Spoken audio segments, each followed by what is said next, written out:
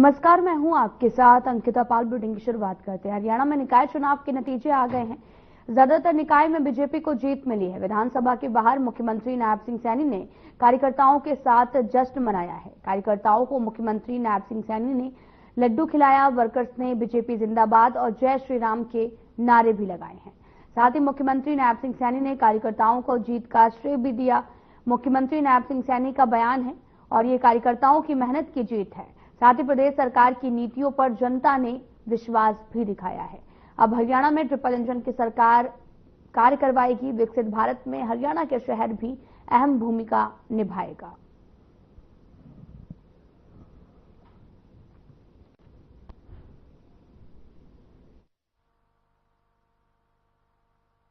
आदरणीय मोदी जी का ही ये सारा जीत का जो सेड़ा हरियाणा पे बंधा है, ये उन्हीं की नीतियों का परिणाम है। नरेंद्र मोदी जी ने जो बिना भेदभाव के काम किए हैं, ये उसका परिणाम है। लगातार non stop Bharatiya Janata party कमल का फूल खिल रहा है।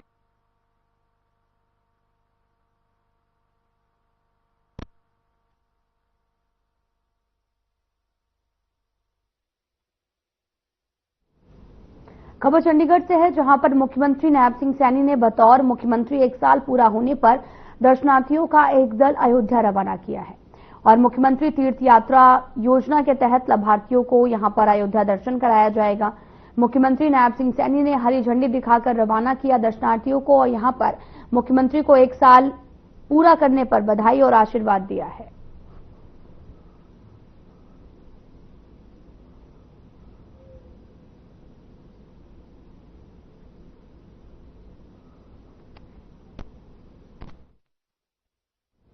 हरियाणा नगर निकाय चुनाव 2025 के नतीजे घोषित होंगे। सुबह 8 बजे से वोटों की गिनती शुरू हुई है, जिसमें 10 नगर निगम, 32 अन्य निकाय जो हैं वो शामिल हैं और वहीं पुंडरी नगर पालिका पार्षद पद पर बीजेपी के 6 और आजाद 10 वार्डों में विजयी रहे। ये आजाद नगर के भाईचारे की जीत है। सारी पब्लिक एक सरकार के प्रभाव में थी। ताना बाना स्टार्टिंग से लेके आखिरी तक 19 नंबर वार्ड पे बीजेपी की नजर थी। सीएम तक का यहाँ प्रोग्राम कर दिया था, वो कैंसिल हो गया और नेता सारे इसमें डेरा डाल चुके थे। अध्यक्ष तक बीजेपी का लिया था, लेकिन जो आजाद नगर का भाईचारा है मैं उसकी जीत मानता हूँ। छत्तीस बिरादरी बहुत अच्छा संदेश दिया है। सारे हरियाणा में नहीं, आप तकरीबन बाहर भी जाओगे तो आजाद नगर के भाईचारे की हमेशा चर्चा रहती है। आज उसकी लाज रखी है। भाईचारा मिलजुल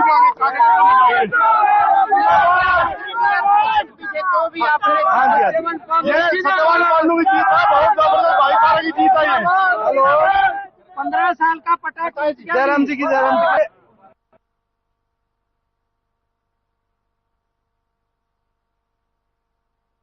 कांग्रेस विधायक आदित्य सुरजेवाल का बयान सामने आया। आज हरियाणा कांग्रेस के प्रभारी ने सभी नेताओं और विधायकों के साथ बैठक की है। उम्मीद करते हैं कि नेता विपक्ष का चयन होली से पहले या फिर कुछ दिन में हो जाएगा।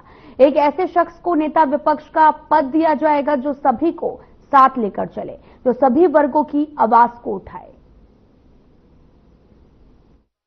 वो भी निकल जाते हैं, वो एक दूसरे से लड़ाई करने लग जाते हैं। वो सिर्फ विपक्ष नहीं लड़ाई करते, वो तो एक दूसरे से भी लड़ाई करते हैं। और हमने स्पीकर साहब से कल भी और आज भी इसके बारे में बात की कि हम सारे कांग्रेस विधायक जुड़ के इस विधानसभा के पटल का पूरा रिस्पेक्ट और मान्यता बनाए रखेंगे। हम सारे मंत्रियों को, चीफ मिनिस्टर को, सारे विधायकों को रिस्पेक्ट देंगे, लेकिन हम वही मानते हैं और हम विनती करते हैं कि जो सारे के सारे पक्ष के और सरकार के विधायक है वो भी ऐसे ही व्यवहार करें हमारे साथ। हमारे ना तो नाम बुलाए, ना जब हम बोलने की कोशिश कर रहे हैं हमारे नए इतने पहली बार के विधायक आए हैं विनेश जी जैसे, जब वो बात करने की कोशिश कर रहे हैं उनको बीच में बार बार टोके, क्योंकि ये सरकार की आदत है, वो बार बार बीच में टोकती है और गलत फैक्ट और बिल्कुल फॉल्स नैरेटिव बना देती है कि जो सच्ची में विपक्ष अपने हल्के की या अपने प्रांत की आवाज उठाने की कोशिश कर रहा है उसे कंप्लीटली डिरेल कर दिया जाए। कांग्रेस विधायक और पूर्व पहलवान विनेश फोगाट ने सरकार पर निशाना साधा है। उन्होंने सरकार पर आरोप लगाते हुए कहा कि सरकार के घोषणा करने के बावजूद भी सिल्वर मेडल अवार्ड नहीं दिए गए हैं।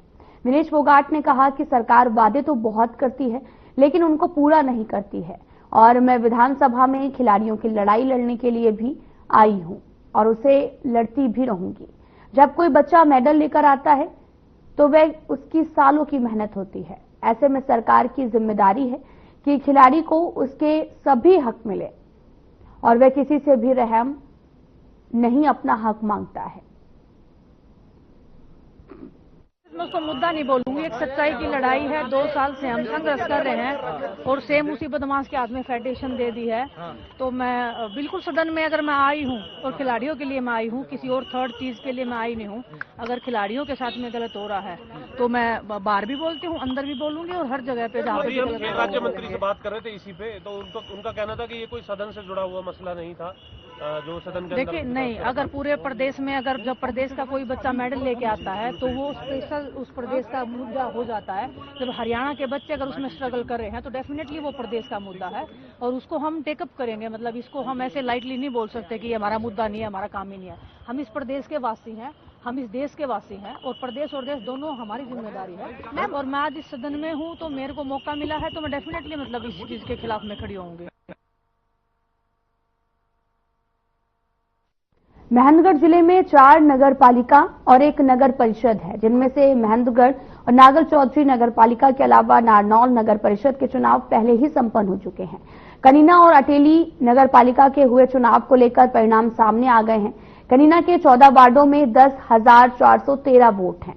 नगर पालिका प्रधान समेत 14 वार्डों के पार्षदों के लिए मतगणना कार्य पूरा होकर उम्मीदवार चुने जा चुके हैं।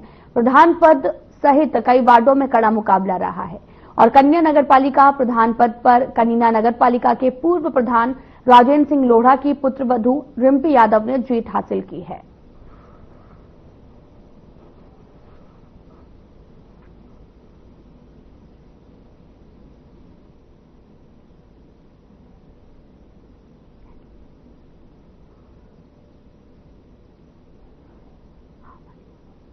आपको बताते चले कि कनीना अटेली के परिणाम भी सामने आए हैं और तस्वीरें भी आपको दिखा रहे हैं लगातार, जहां पर रिम्पी यादव ने बम्पर जीत भी दर्ज की है और कई वार्डों में कड़ा मुकाबला भी देखने को मिला और इसके बावजूद भी नगर निकाय चुनाव में वोटिंग हुई और जिसके बाद में कनीना अटेली के परिणाम भी सामने आए और रिम्पी यादव ने जीत दर्ज की है। दरअसल हरियाणा में रविवार को पानीपत नगर निगम चुनाव के लिए वोटिंग हुई थी और चुनाव आयोग के मुताबिक 50.2% मतदान हुआ था और अभी इसमें बदलाव संभव है। और साथ ही आपको यह भी बताते चले कि यहां पर जीत हासिल की गई है और यहां पर हरियाणा निकाय चुनाव में नतीजे सामने आने के बाद 10 नगर निगमों में जो है वो 9 पर बीजेपी ने जीत हासिल की है, जबकि 1 पर निर्दलीय उम्मीदवार ने बाजी मारी है। कांग्रेस का खाता भी नहीं खुल पाया और इन नतीजों में कुछ रोचक चौंकाने वाले पहलू भी रहे। 3 पार्षद कैंडिडेट मात्र 1 वोट से ही जीते हैं और वहीं एक मंत्री के जीजा तो दूसरे मंत्री के पीए की पत्नी पार्षद बनी है। इसके साथ ही एक ही परिवार के 3 सदस्य पार्षद बने और एक जगह से कांग्रेस की हार के बाद में पार्टी कार्यकर्ताओं ने भी जश्न मनाया है और कई वार्डों में तो कड़ा मुकाबला देखने को मिला। कनीना अटेली के परिणाम भी सामने आए और अगर बात करें कैथल की तो वहां पर भी C1 में 1 वोट से जीत दर्ज की है। सोनीपत की बात की जाए तो संजय महज 1 वोट से जीते हैं और 12वां चुनाव रमेश खत्री हारे हैं। और भिवानी की अगर बात की जाए तो पार्षद उम्मीदवारों को 0 वोट मिले और 1 वोट से जीता है पार्षद। और हिसार की बात करें तो बीजेपी की कैंडिडेट 14 वोटों से जीती, पूर्व मंत्री को यहां पर हारी है। मैं अपने वार्ड की जनता को ये श्रेय देना चाहूंगा कि वार्ड की जनता ने जो प्यार और प्रेम मेरे पे विश्वास जताया है, हम उस पर कायम रहेंगे, खरे उतरेंगे। जो वार्ड नंबर 2 की जनता है, वोटर हैं, मेरे साथी हैं, हमदर्द हैं, उन्होंने मेरे पे विश्वास आज जताकर वार्ड नंबर 2 से पार्षद बनाया है। पहले मेरी माताजी पार्षद थी वार्ड नंबर 2 से, मेरे पिताजी भी रहे हैं। तो वार्ड की जनता ने हम पर विश्वास कायम रखते हुए आगे की बागडोर हमें वार्ड नंबर 2 की सौंपी है। मैं उस पर अपनी तरफ से पूरा खरा उतरूंगा। वार्ड नंबर 9 से प्रत्याशी था, मेरा चुनाव चिन्ह से जीता। पूरे वार्ड ने जो मुझे आशीर्वाद दिया, मुझे जिताया, मैं उनकी जो भी डिमांड रहेंगी या जो भी मतलब मेरे से जो भी कार्य हो पाएगा, मैं ज़्यादा से ज़्यादा उनके लिए मदद करने की कोशिश करूंगा।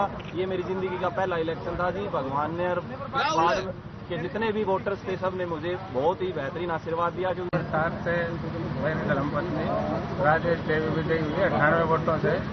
वार्ड के सभी भाइयों का, जितने भी वार्डवासी हैं उन सब का बहुत बहुत धन्यवाद, दिल से आभार व्यक्त करता हूं। और आने वाले समय में जो भी उनकी समस्या होगी मेरे पास जो आएगा प्रायोरिटी पर उसको समाधान करवाने की कोशिश करूंगा। बार बार पूरे वार्ड का धन्यवाद करता हूं और हमेशा उनके साथ खड़ा रहूंगा। वार्ड नंबर 1 से कैंडिडेट मंजू देवी 40 वोटों से जीती हुई, 299 वोट। हम काम जुड़े हुए हैं और हमारा मकसद है समाज का विकास, सबका बराबर, सबका साथ, सबका विकास। सर, कनीना में जो किसी की सपोर्ट से या किसी के आश्रय नहीं रहा था, निर्दलीय चुनाव लड़े थे।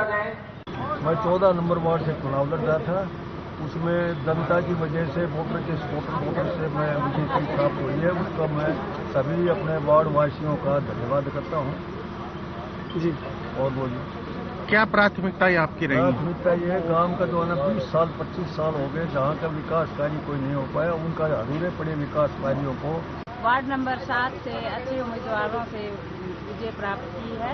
मैं अपने नगर के सभी भाई बहनों का, मेरी बहनों का, मेरे पिता समाज बुजुर्गों का बहुत बहुत धन्यवाद करती हूँ कि उन्होंने मुझे हर कदम पर अपना साथ दिया है, मुझे हर कदम पर हौसला बढ़ाया है। वार्ड नंबर 7 का बहुत बहुत पूरे 7 नंबर वार्ड। मैं तो शुरू के दिन से ही जीत के प्रति पूर्णतः आश्वस्त था। मेरी अटेली की जनता, जिसको मैं भगवान का दर्जा देता हूँ, मुझ जैसे एक साधारण आदमी को, मेरे पास न धन था न कोई ताकत थी, मेरे पास तो अटेली की जनता और दैवी शक्ति 36 बिरादरी का मुझको सहयोग था। मेरे आम जनता को देना चाहूंगी जिन्होंने मुझे सपोर्ट किया, मुझे अपना कीमती वोट दिया और कनीना के विकास को वोट दिया। तो इसमें सारे कनीना की जनता ही और सारे कार्यकर्ता जो हमारे साथ दिन रात लगे रहे, जिन्होंने मतलब कि दिन रात मेहनत करके पूरा चुनाव में पूरा मैनेजमेंट किया और हमारे साथ मतलब कि पूरा कोऑपरेट करके और घर घर जाके लोगों को जागरूक किया वोट के लिए। हाँ, हर वार्ड के पार्षद को।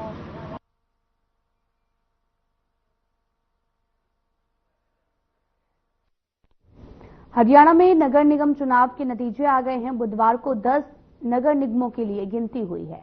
बीजेपी ने कांग्रेस का सुपड़ा भी साफ कर दिया है। तो वहीं कुरुक्षेत्र के थानेसर नगर परिषद के चेयरमैन पद के लिए बीजेपी प्रत्याशी माफी देवी 32,577 मतों से जीती हैं। विजेता माफी देवी और अन्य विजेता पार्षद पद के उम्मीदवारों को डीएमसी सत्येंद्र सिवाच ने प्रमाण पत्र सौंपे और इस मौके पर पूर्व मंत्री सुभा सुधा एवं पूर्व थानेसर नगर परिषद अध्यक्ष उमा सुधा भी मौजूद रही।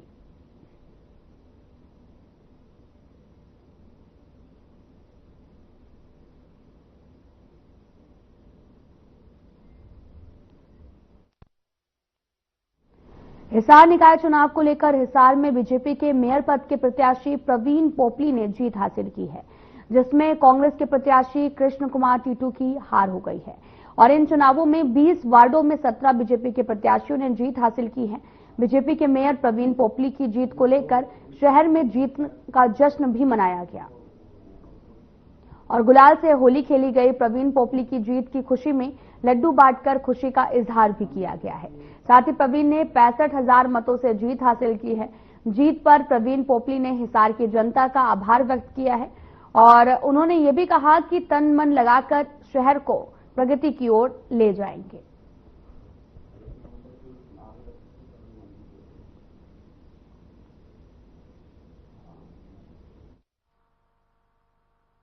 जीत के बाद मेरा संदेश यहाँ की जनता को हार्दिक हार्दिक कोटि कोटि धन्यवाद है कि आपने इतने भारी बहुमत से यहाँ का मेयर और यहाँ के जो स्थानीय हमारे वार्ड के पार्षद हैं, अभी तक 15 में से 2 को छोड़कर 13 जीत चुके हैं, बाकी सभी भी जीत की ओर अग्रसर हैं।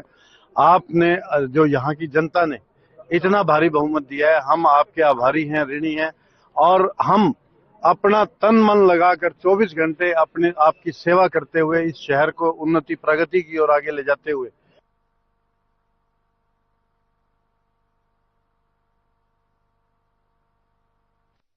हिसार में कांग्रेस पार्टी के नतीजे बेहद चिंताजनक रहे हैं, जिसमें 19 में कांग्रेस पद के पार्षद प्रत्याशी सत्यवान पानू ने बीजेपी की प्रतिद्वंदी पिंकी शर्मा को हराकर जीत हासिल की है। कांग्रेस कार्यकर्ताओं और आजाद नगर के लोगों में सत्यवान पानू की जीत को लेकर खुशी का माहौल है। उसकी जीत मिठाई भी बांटी गई है और एक दूसरे के गुलाल लगाकर जीत का जश्न मनाया गया। वार्ड 19 नंबर की अगर बात की जाए तो हिसार में नलवा हल्का में आता है और इसी हल्के से कैबिनेट मंत्री रणवीर गगवा, जो कि यहां पर नवला से विधायक रह चुके हैं। आपको बता दें कि हिसार में कांग्रेस पार्षद की जीत हुई है और सत्यवान पानू ने जीत हासिल की है। बीजेपी के कद्दावर नेताओं को भी उन्होंने हराया है।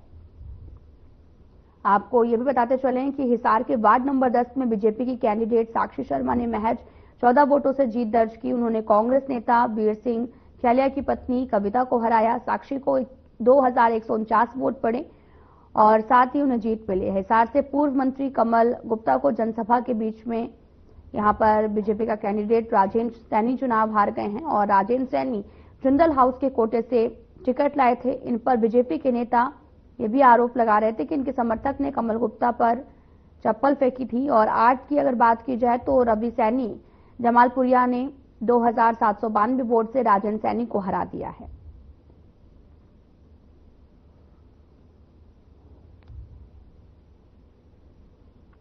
हिसार में नगर निगम चुनावों को लेकर कुल 20 वार्डों से 17 सीटों पर बीजेपी के पार्षदों ने जीत हासिल की है। वहीं निर्दलीयों और एक कांग्रेस के प्रत्याशी ने जीत हासिल की। हिसार के बीजेपी नेताओं ने भी बीजेपी ने दूसरी बार जीत हासिल की। उनकी पत्नी एक बार पहले भी जीत चुकी हैं। और वहीं वार्ड नंबर 15 से पूर्व पार्षद प्रीतम सैनी की पत्नी ने बीजेपी पर जीत यहां पर हासिल की है। और वार्ड 1 से सरोज जैन, वार्ड 2 से मोहित और 3 से ज्योति वर्मा, वार्ड 4 से हरि सिंह, वार्ड 6 से निर्दलीय प्रत्याशी उषा, वार्ड 7 से मनोहर लाल, जो कि दूसरी बार पार्षद बने हैं।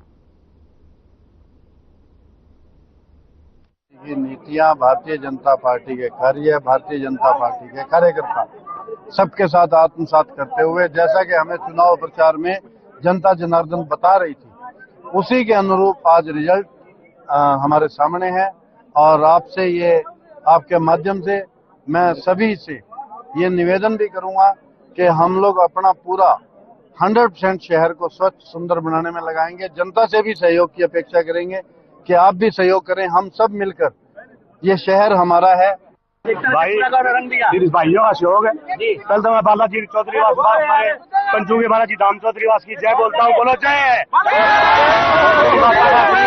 और सभी भाइयों का आशीर्वाद, बीजेपी संगठन का आशीर्वाद, माता साथी जिंदल आशीर्वाद से आज मुझे दिन देखना पड़ा है कि मेरे सारे भाइयों का मुझे देखना पड़ता है। और मैंने कभी नहीं सोचा था कि मुझे जिताएंगे ये। मैं बहुत शुक्रगुजार हूँ भाइयों का, दिल से तहे दिल से धन्यवाद करता हूँ। बिल्कुल आज चुनाव परिणाम का दिन था और मैं काउंटिंग एजेंट था बूथ नंबर 4 पे। और बिल्कुल सारी काउंटिंग बहुत अच्छी तरीके से चल रही है। तरीके से बस मेरा तो एक ही सवाल था कि जो ईवीएम मशीन होती है, कुछ भी होती है, तो वो कोई भी गैजेट है वो फुली चार्ज कैसे हो सकता है? क्योंकि जब आप अपने 2 तारीख को जब मतगणना अपना वोटिंग पड़ चुकी थी, तो वोटिंग के बाद तो मशीन सील हो जाती है, यानी कि मशीन को ऑफ कर दिया जाता है। तो ऑफ होने के बावजूद वो हाईली चार्ज कैसे हो सकती है? बस मेरा यही सवाल था। ये सब मोदी जी की नीति, नायब सिंह सैनी जी की विचारधारा और यहाँ पे डॉक्टर कमल गुप्ता जी का सहयोग और सभी कार्यकर्ताओं ने जो जी जान लगा के मेरे कैंडिडेट को जिताया। मैं सभी पार्टी के संगठन का और सभी पार्टी के पदाधिकारियों और कार्यकर्ताओं का आभारी हूँ, जिन्होंने एक छोटे से मेरे कार्यकर्ता को इतनी बड़ी जिम्मेवारी पहली बार दी और सफल बनाया। ज्योति वर्मा अपने वार्ड 3 से 2881 वोटों से विजयी हुई है और वार्ड 1, 2, 3 तीनों के तीनों भारतीय जनता पार्टी के कैंडिडेट जीत चुके हैं। मतलब क्लीन स्वीप की जो बात हो रही है। हाँ, क्लीन स्वीप हिसार से बिल्कुल। आपकी शुरुआत करते हैं कुसुम प्रजापति वार्ड नंबर 3 कितने वोटों के अंतर से? 2881 वोटों से जीते। 4131 वोट बीजेपी के कैंडिडेट को मिले हैं और 1250 वोट हरियाणा विद्यालय शिक्षा board chairman professor doctor Pawan Sharma का बयान सामने आया है। नकल रहित परीक्षा करवाने के लिए बोर्ड ने निर्णय लिया है। परीक्षा केंद्र पर मिले अनुचित साधन तो कार्रवाई होगी, साथ ही परीक्षा केंद्र में नकल पाई गई तो वे सेंटर अध्यक्ष के खिलाफ कार्रवाई होगी। बोर्ड चेयरमैन का बयान सामने आया कि नकल में कर्मचारी संलिप्त हुए तो बड़ी कार्रवाई भी होगी। और बोर्ड सचिव मुनीश नागपाल भी प्रेस वार्ता में उपस्थित रहे और कहा कि 39 कर्मचारियों के खिलाफ विभागीय कार्रवाई के लिए लिखा गया है। भिवानी के चंगा के सेंटर की 5 तारीख की परीक्षा रद्द की गई है। आपको बताते चलें कि बोर्ड चेयरमैन ने नकल रहित परीक्षा की बात भी कही है और साथ ही आपको बताते चलें कि अनुचित साधन अगर मिलते हैं तो कार्रवाई भी की जाएगी। और आपको यह भी बताते चलें कि board chairman professor doctor Pawan Sharma का बयान सामने आया था और इस दौरान नकल रहित परीक्षा करवाने की बात भी कही गई है। और आपको ये भी बताते चलें कि अगर ऐसा कुछ भी पाया गया तो सख्त से सख्त कार्रवाई की बात भी कही जा रही है।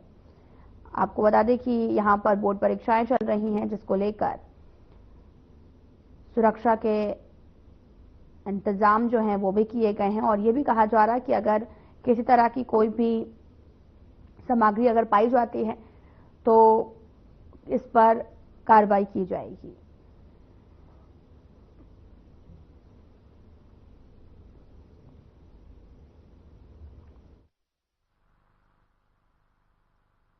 मेरे विचार से यह प्रसन्न ना होकर के सुझाव है, जो कि बहुत ही अच्छा सुझाव है।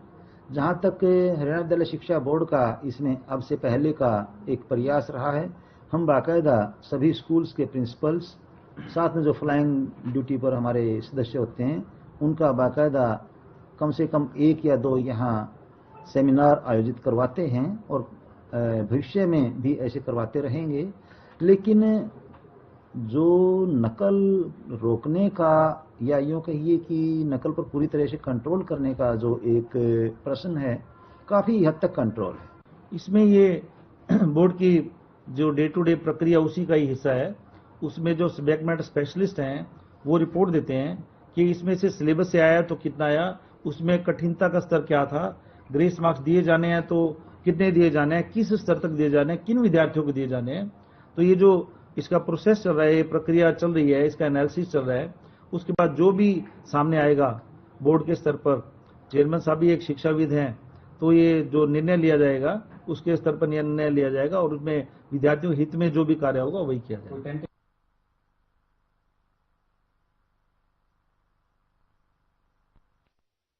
बाला के गांवों में तैनात सफाई कर्मचारियों को मंगलवार से खंड विकास एवं पंचायत अधिकारी कार्यालय के सामने अनिश्चितकालीन धरना शुरू कर दिया गया। विभाग के खिलाफ नारेबाजी करके रोष भी जताया गया। तो वहीं सफाई कर्मचारियों का भी कहना है कि दिवाली पर्व पर कर्मचारियों को मानदेय नहीं दिया गया था, तब भी कर्मचारियों ने धरना दिया था। अब होली के त्योहार पर ग्रामीण सफाई कर्मचारियों को 2 माह से मानदेय नहीं दिया जा रहा। इस कारण BDPO कार्यालय के सामने धरना शुरू किया गया। धरने की अध्यक्षता कर रहे प्रधान सुमेर सिंह ने कहा कि ग्रामीण सफाई कर्मचारी 18 सालों से गांवों में सफाई का कार्य कर रहे हैं, लेकिन उन्हें समय पर मानदेय नहीं मिल रहा है। परलिका ग्राउंड में बहुत बड़ी दुर्घटना हुई है। हालांकि इस बात को लेकर पूरे गांव को दुख है कि हमारे गांव के अंदर इतनी बड़ी दुर्घटना कैसे हुई। पास का रामगढ़ गांव हमारे से 8-10 किलोमीटर दूर है। वहां पे प्रशासन ने जिस दिन सड़क का निर्माण किया था वैसे ही उन्होंने स्पीड ब्रेकर बना दिए, लेकिन परलिका गांव का घेराव भी है, यहाँ पे मोड़ भी है और मोड़ के कारण वाहनों की गति और अधिक बढ़ जाती है। फिर भी प्रशासन ने कभी इस ओर ध्यान नहीं दिया। आज इस घटना को सबसे पहले मैं जो लोग जिनकी डेथ हुई है उनके परिवार के साथ मेरी पूरी संवेदना है और हमारी यही मांग है कि भविष्य में इस प्रकार की घटना की पुनरावृत्ति न हो। लगातार अधिकारियों से वार्ता करते आ रहे हैं कि त्योहार पर तो ग्रामीण सफाई कर्मचारियों की भी बाल बच्चे हैं जो त्योहार पर भी खुशी खुशी त्योहार मनाए और ये बार बार अधिकारियों से अवगत भी करा दिया कि हमारी मानदेय तनख्वाह दे दो।